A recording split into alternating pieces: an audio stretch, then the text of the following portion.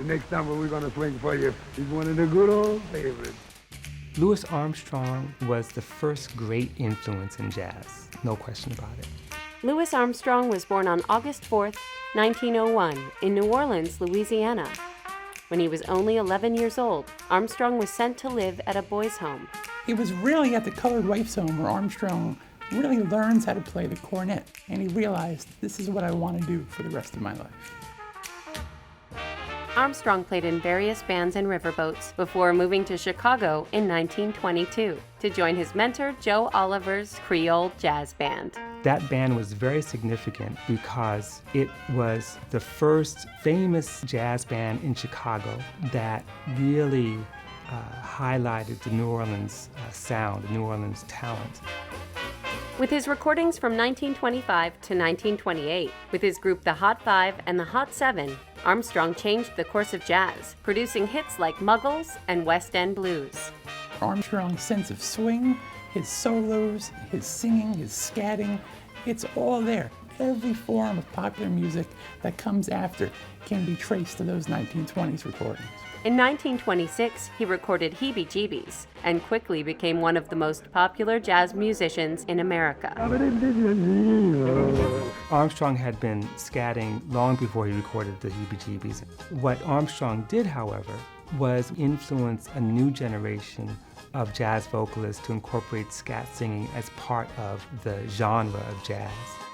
In 1929, Armstrong performed a jazz rendition of Ain't Misbehavin', which became his biggest selling record to date. Louis Armstrong had a way of taking a popular song and making it his own. During the 30s, Armstrong recorded his theme song When It's Sleepy Time Down South. And in 1937, he became the first African American to host a sponsored national radio broadcast. Armstrong broke down many barriers throughout the 1930s. He becomes the first African American to have in his contract that he would not play a hotel he could not stay at. He becomes the first African American star to get featured billing in a Hollywood movie. Just through his music and the sheer force of his personality, the barriers start falling. Armstrong fronted a small jazz band called the All-Stars in 1947 and made guest appearances in feature films with artists like Bing Crosby, Mae West, and Grace Kelly. He makes over 35 films and was the first jazz musician to appear on the cover of Time magazine. Louis was the real king of jazz. Throughout the 50s and 60s, Armstrong toured worldwide and recorded some of his biggest hits, including Porgy and Bess and What a Wonderful World. At the age of 63, he became the oldest artist to hit #1 on the pop chart with his rendition of Hello, Dolly. Louis Armstrong really ushered in modern jazz by bringing together a sense of blues, aesthetic, musical virtuosity, and astounding intonation on his instrument.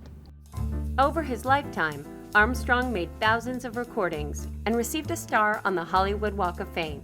Armstrong continued to perform until he died from a heart attack on July 6, 1971. There's never been a musician as popular as Louis Armstrong.